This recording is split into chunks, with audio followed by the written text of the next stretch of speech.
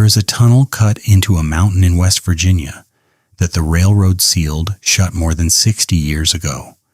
And to this day, nobody who worked for that company will tell you why. I used to think stories like that were exaggerated. Small towns love a good legend, and the older the story gets, the taller it grows. But I spent 11 days in October chasing this one down, and I need to tell somebody what I found, because the official explanation does not match what is sitting in those mountains right now. My name is Travis, and I run a small channel documenting abandoned infrastructure across the Appalachians, old coal tipples, collapsed bridges, company towns swallowed by kudzu. It is quiet work. Nobody bothers you out there except the occasional groundhog and a lot of ticks. I had heard whispers about a stretch of abandoned rail line outside a town called Hollow Creek, tucked into Randolph County, where the old Appalachian Eastern line just stopped.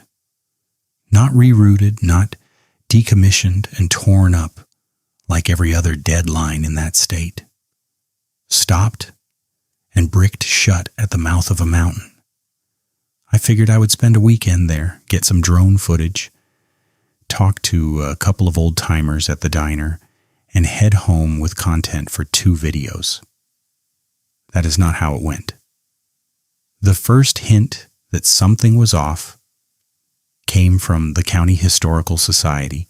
I called ahead because I always do, and the woman who answered the phone got real quiet when I mentioned the name of the tunnel, Briar Hollow Tunnel. She said there were no surviving construction records for it, not damaged, not lost in a fire. Missing in a town where every other ledger from 1911 onward had been preserved down to the payroll stubs. She told me, almost like she did not want to say it out loud, that as far as the Historical Society was concerned, Briar Hollow Tunnel did not officially exist. That is the kind of thing that gets my attention.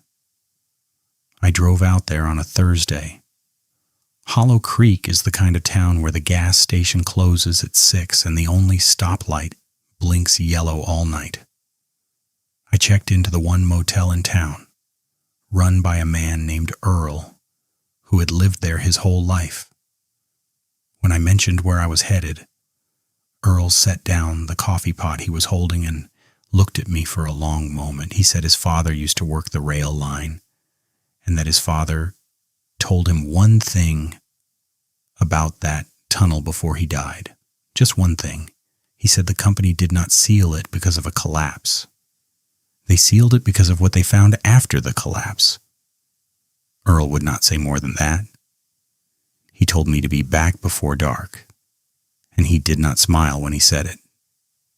The hike in took about 40 minutes from the closest access road, following the grade of the old rail bed through second-growth forest that had clearly reclaimed everything except a narrow path worn by deer.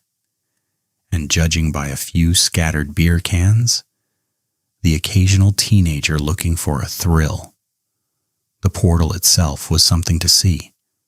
Poured concrete, maybe 20 feet high, with the kind of solid Romanesque arch that railroads do not bother building anymore. Half of it was swallowed by ivy. The other half had been bricked over, floor to ceiling, sometime long after the original construction. You could tell because the brick did not match. Newer, hastier. Like whoever did it wanted the job done and did not much care how it looked when they were finished. There was a steel access door set into the brickwork, rusted through at the hinges, the kind that probably had a padlock on it decades ago. It was not locked anymore. It was barely attached. I want to be honest with you.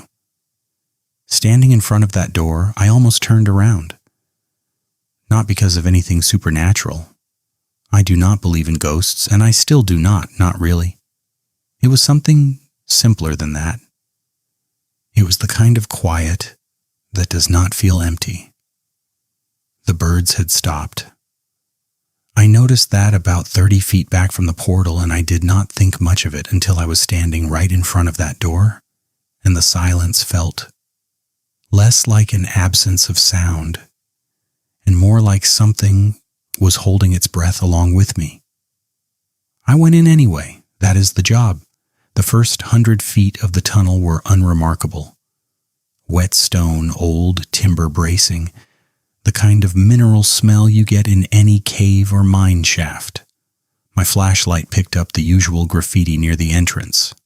Names and dates from decades of locals who clearly were not as spooked as Earl wanted me to be. But around the 150-foot mark, the graffiti stopped. Completely. Like there was an invisible line nobody crossed. Even the dumbest drunk teenager with a spray can. That is when I started noticing the marks on the walls, not graffiti. Something older, scratched into the stone itself, low to the ground, almost at knee height, running along both walls for as far as my light could reach. At first, I told myself it was tool marks from the original construction crew, but tool marks do not have a rhythm to them. These did. Evenly spaced, almost deliberate, like someone walking along both walls, dragging something sharp behind them over and over for a very long stretch of tunnel. I should tell you that I have been in a lot of abandoned places. Asylums, prisons, mills that burned half their workforce alive in the 1920s. I have a pretty high threshold for unsettling. But something about those marks made the hair stand up on my arms, and I am not an easily rattled person. I kept going anyway because that is also the job, and because I am apparently not as smart as I think I am. About 400 feet in, my flashlight caught something on the ground that stopped me cold. A boot. A single work boot, leather long, since gone stiff and cracked, sitting upright against the tunnel wall like someone had simply stepped out of it and walked away. No second boot anywhere nearby, no skeletal remains, nothing that obvious, just one boot, standing there in the dark like it was waiting for someone to come back and put it on. I photographed it. I did not touch it. Some instinct told me not to. It was around this point that I heard the first sound that was not me. A scrape, distant, somewhere further into the tunnel, low and dragging, similar in rhythm to those marks on the walls. I told myself it was settling rock. Tunnels do that. They shift, they breathe. Especially old ones like this with timber bracing that has not been inspected in 60 years. I told myself that twice. The second time, I did not fully believe it. I want to pause here and tell you something my research turned up later because it matters for what happened next and because it changes the entire shape of this story. Briar Hollow Tunnel was not sealed in the year everyone assumes. The official company record, the one piece of documentation I eventually tracked down through a private archive 2 counties over, lists the closure date as 1958. But there is a smaller note attached to that record, handwritten, never typed into the official file. It says the tunnel was already informally closed to crews 3 years earlier in 1955, after what the note calls an incident involving missing personnel. 3 years where the company kept running trains through a tunnel its own workers refused to enter without an escort. 3 years where something in that mountain was apparently bad enough that grown men who worked dynamite and dug coal for a living, would not walk that stretch alone. I did not know any of that while I was standing in the dark with my flashlight shaking slightly in my hand, but I want you to sit with it the way I eventually had to. The scraping sound came again, closer this time, and now I could hear something underneath it, something I can only describe as a wet, rhythmic breathing, too slow to be my own, too deliberate to be wind moving through a sealed shaft that should not have had airflow at all. A tunnel bricked shut on both ends. The rear portal collapsed decades ago, according to county survey maps. Should not have moving air inside it. But I felt it. A faint, cold current, brushing past my ankles, moving deeper into the mountain like something was inhaling. I am not going to pretend I handled that moment with courage. I turned around, I walked fast, then faster, and somewhere around the point where the graffiti started again, I was running. Flashlight beam bouncing wildly off walls that suddenly felt a lot narrower than they had on the way in. I made it out.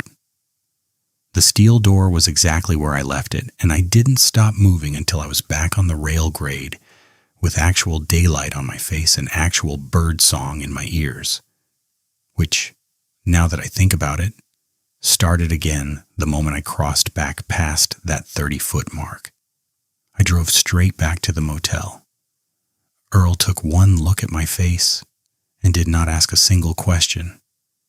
He just poured me coffee and sat with me for a while, and eventually he told me the rest of what his father had said, the part he had not been willing to share before I went in. His father told him that in 1955, a maintenance crew of 6 men went into Briar Hollow Tunnel to inspect bracing after a minor collapse near the center shaft. 5 came out. The 6th man was never found, despite a search that lasted weeks.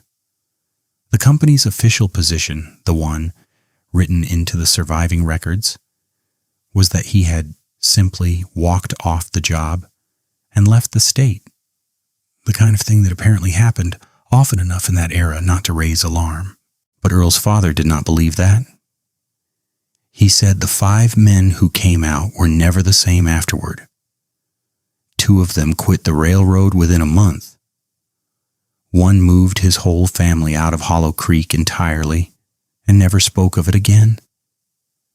And every one of them, when pressed, gave the same strange detail, a detail Earl's father carried with him until the day he passed, and the same detail I'm about to tell you, because I think you deserve to hear it exactly the way it was given to me.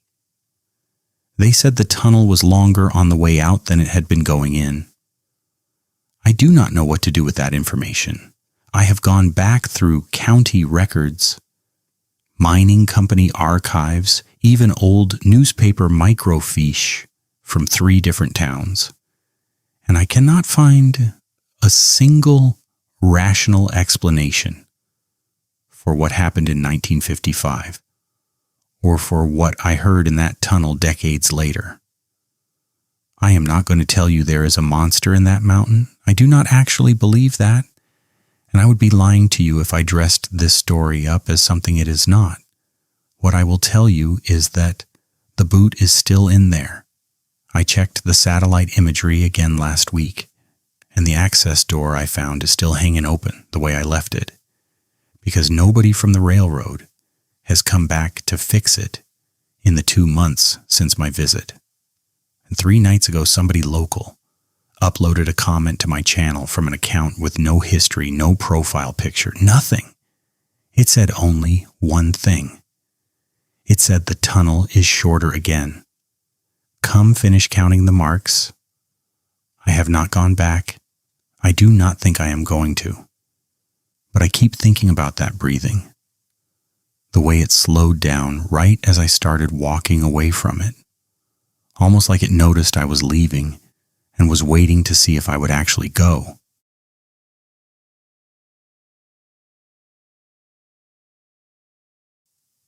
My name is Nathan. I work freelance, mostly photography, mostly the kind nobody hires me for, but I do anyway because I cannot leave a good mystery alone. I first heard about Caldwell Run from a guy named Roy, who runs a bait shop off Route 80. He told me the story almost as a joke, the way locals do when they are testing whether you're going to laugh at them or actually listen. I listened. He stopped joking pretty quick.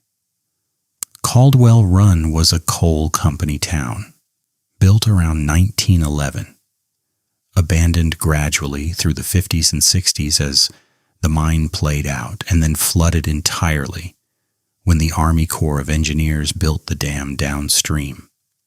The official record says every resident was relocated, every structure condemned, and the valley cleared before the water came in. That is the official record. Roy told me his uncle worked the relocation crew, and his uncle always said one house refused to be cleared. Not refused like a metaphor. Refused like the family that lived there wouldn't leave, wouldn't sign the paperwork. And on the day the floodgates opened, that house was still standing with the lights on inside it. The lake covered it within 6 hours. Nobody from that family was ever seen in town again. The official explanation, the one the company put out, was that they had relocated quietly and moved out of state. I want you to hold on to that detail because it matters later. I went out to Caldwell Run in late August, during the lowest water levels in nearly a decade because of the drought that summer.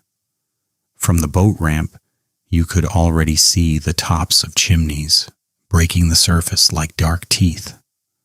Roy agreed to take me out in his John boat, though I could tell he regretted it almost as soon as we pushed off from the dock. The water out there is the color of strong tea, stained by tannins from the surrounding hills, and it gets shallow fast once you're over the Old Town grid.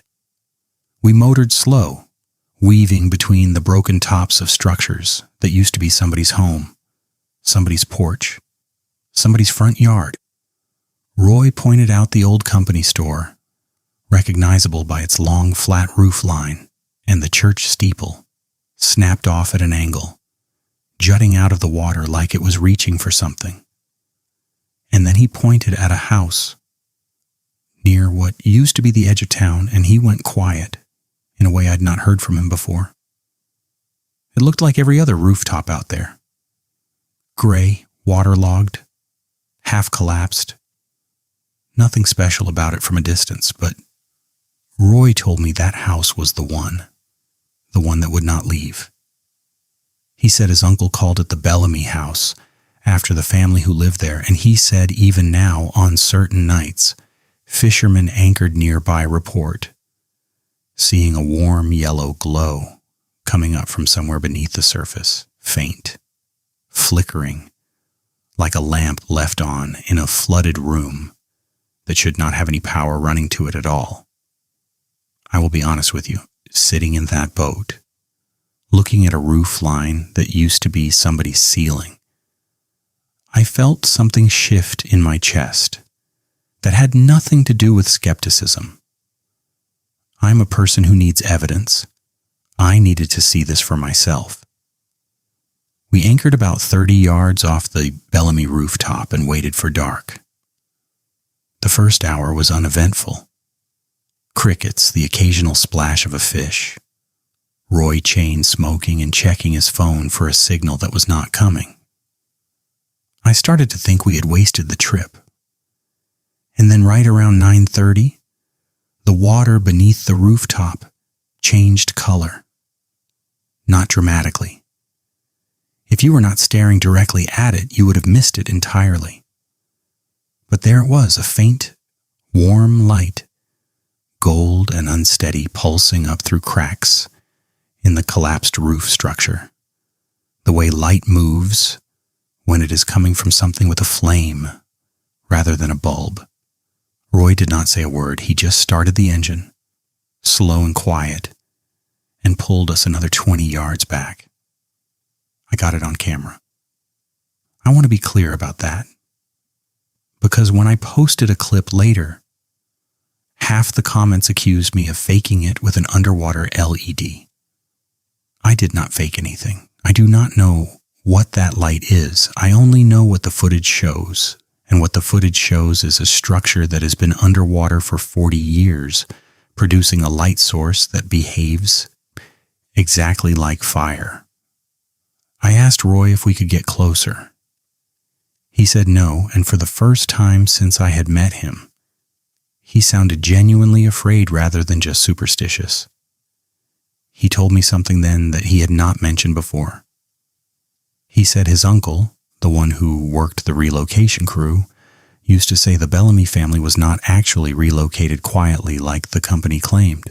He said there was a rumor, never confirmed, never written down anywhere official, that the head of the household, a man named Walter Bellamy, had been involved in a dispute with the coal company months before the flood. Something about unpaid wages and a worker who died in a roof collapse that the company blamed on the dead man's own negligence. Walter apparently threatened to go to a newspaper in Lexington with documents proving the company falsified the safety reports. The flood schedule, originally planned for the following spring, got moved up by 6 months. I am not telling you the company murdered an entire family to bury a paperwork scandal under a reservoir. I do not have proof of that, and I want to be careful here, because that is a serious thing to suggest about real people, even decades later. What I am telling you is what the public record actually shows when you dig into it, which I did, for nearly 3 weeks after that night on the lake. The Bellamy family does not appear in any school enrollment records, tax filings, or census data in any state in the years following the flood. Not Kentucky, not Ohio, not Tennessee or West Virginia. The most common relocation destinations for families from that valley, they do not appear anywhere. A family of 5 people simply stops existing in every government record the moment that valley went underwater. That is the kind of detail that does not let you sleep easily. We left the lake that night without getting any closer to the house, and I told myself I was satisfied with the footage I had. I was not satisfied. I went back 2 weeks later, alone this time, because Roy had had enough and I could not blame him for that. I anchored in roughly the same spot just before dark and I waited. The light came again, right on schedule, just after 9:30. Like something out there was keeping a routine it had kept for 40 years. This time I lowered a waterproof camera on a pole as close to the rooftop as I dared, hoping to get a clearer shot through one of the gaps in the collapsed shingles. What the footage shows, and I have watched it more times than I am comfortable admitting, is a room. Not clearly, not in any way I can present as definitive proof of anything, but there is unmistakably a square shape beneath the water that resembles a kitchen, warped by 40 years of submersion, furniture reduced to dark shapes barely holding their form. And near the center of that shape, there is a light, low, and warm, exactly where you would expect a table lamp to sit if a family were still in that room, going about an evening that ended decades ago and somehow, impossibly, never finished. I did not see anyone in that water. I want to be completely honest about that. No figure, no face at a window. Nothing I could point to and call definitive. But right as I was pulling the camera back up, the light went out. Not flickered, not faded. It went out the way a lamp goes out when somebody reaches over and switches it off, deliberately, like they noticed they were being watched, and decided they had seen enough of me too. I packed up and left the lake that night, and I have not been back since. The county still lists Caldwell Run as fully relocated prior to flooding, with no recorded fatalities and no unresolved missing persons cases connected to the dam project. Roy's uncle passed away 11 years ago, so I cannot ask him anything further.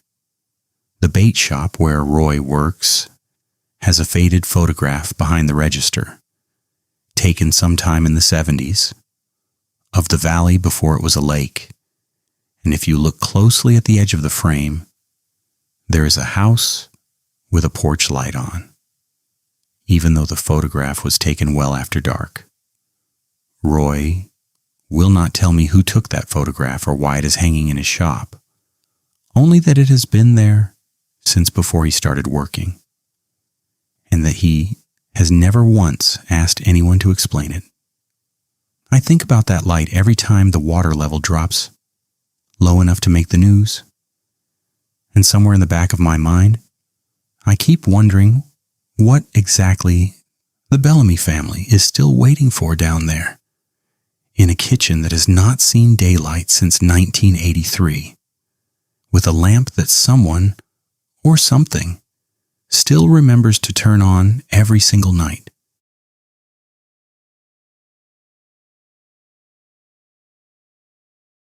I spend most of my free time mapping old trails that have fallen out of official use, the kind that used to connect homesteads before the national forest swallowed up most of this land in the 30s.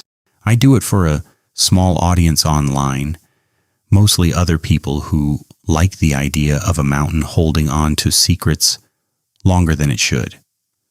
When I saw that screenshot before the post vanished, something about it would not leave me alone. The photo showed maybe a dozen headstones, weathered and tilted, half swallowed by laurel thicket, in a clearing that did not match any known cemetery in that section of the county. I reached out to the original poster through a cached version of his profile. He never replied. I tried for 2 weeks. Nothing. So I went looking myself, using nothing but the rough description in his original post and a lot of patience with a topo map. I want to tell you before I go any further that I am not a person who spooks easily. I have spent nights alone in collapsed homesteads, walked through family graveyards, abandoned since the Civil War, the kind of places that unsettle most people but have never bothered me. I am telling you this so you understand that what happened over those 2 days in October was not me being a nervous hiker who jumps at shadows. Something about that place was different, and I still cannot fully explain why. It took me almost 6 hours of bushwhacking off an old logging spur to find the clearing. My GPS kept losing signal in that hollow, which I chalked up to canopy cover, though looking back, the dropout was strange, even for thick forest. When I finally pushed through the laurel and found it, I just stood there for a long moment, because the photograph had not done it justice. There were 11 headstones that I could count, arranged in 2 uneven rows, the kind of informal layout you see in family plots, rather than church cemeteries. The stones themselves were old, hand-carved, most of the lettering worn down to faint suggestions of names rather than anything legible. A few I could make out. Ashworth. Pruitt. One simply read, "Beloved Daughter," with no name at all, which is its own kind of unsettling when you really sit with it. And then there was the 12th grave. It sat slightly apart from the others, near the tree line, and unlike everything around it, this one was clean. The stone was granite, not the soft sandstone of the older markers, and the carving was sharp enough that it could not have been more than a few years old. There was no name on it, just a single carved symbol, a circle with 3 lines crossing through it at uneven angles, and beneath that, a date. Just a date. No name, no epitaph, nothing else. The date was 11 months before I stood there looking at it. I photographed everything. I want to be upfront. That part of me, the rational part, assumed this was simply a family that still used an old private burial ground, which is more common in these mountains than people realize. Family cemeteries on private land are legal in North Carolina under certain conditions, and plenty of old Appalachian families still bury their own rather than use a commercial cemetery. That explanation made sense. It still does, mostly. What did not make sense was the silence.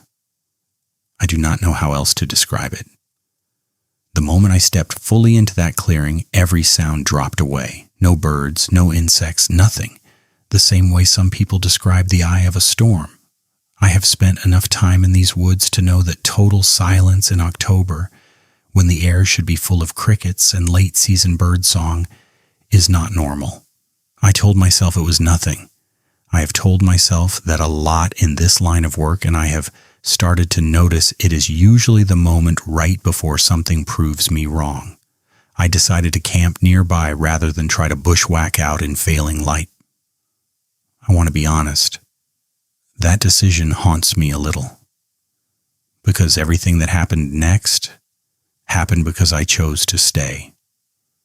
I set up about 200 yards from the clearing, far enough that I told myself I would not have to think about it, close enough that I could find my way back to the logging spur at first light.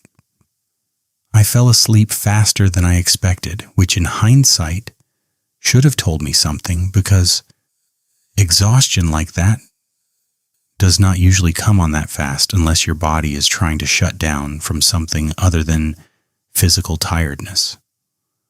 I woke up somewhere around 2 a.m. to the sound of digging, not loud, not frantic.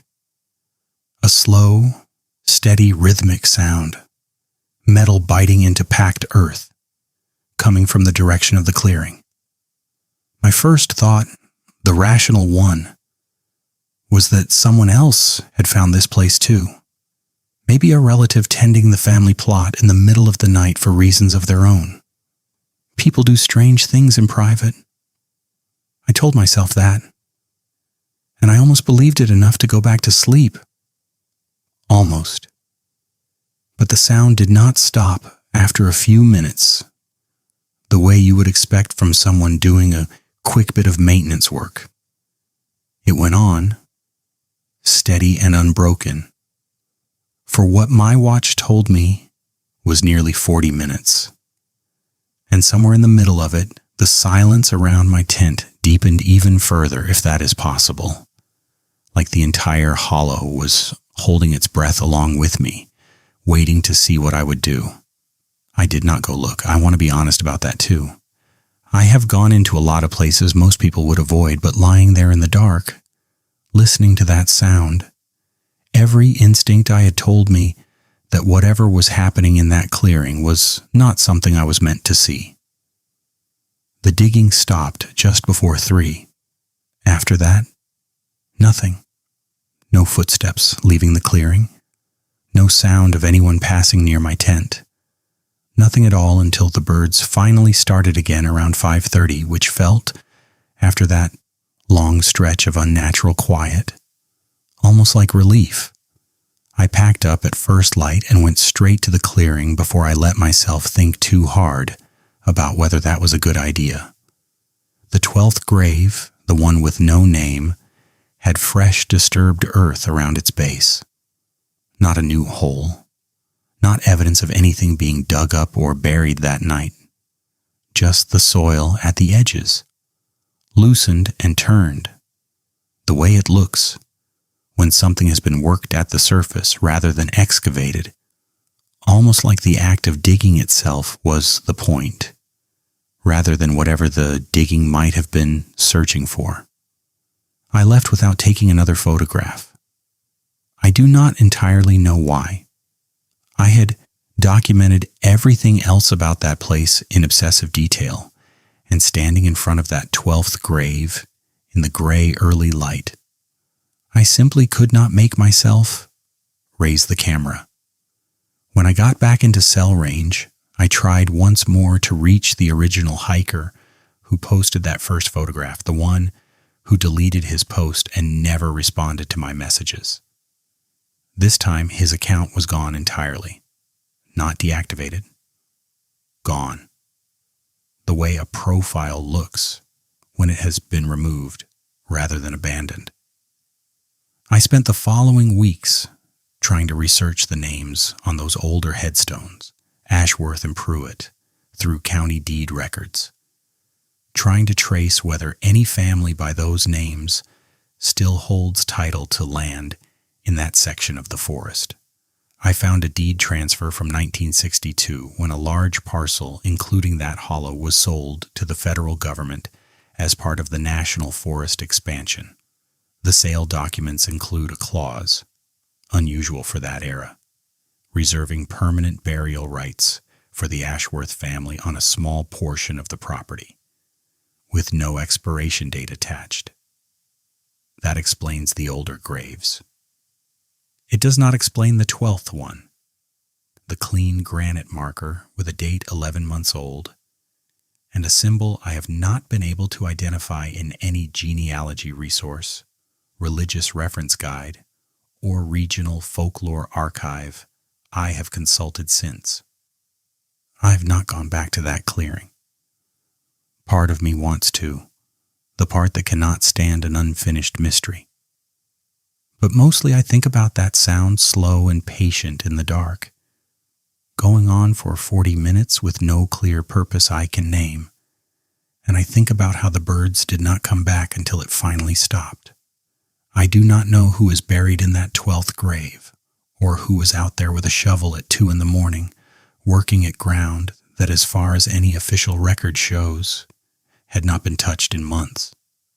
What I do know is that somebody is still tending to that place, somebody who does not want to be found doing it, and somewhere in those mountains, 11 months from now, I have a feeling there is going to be a 13th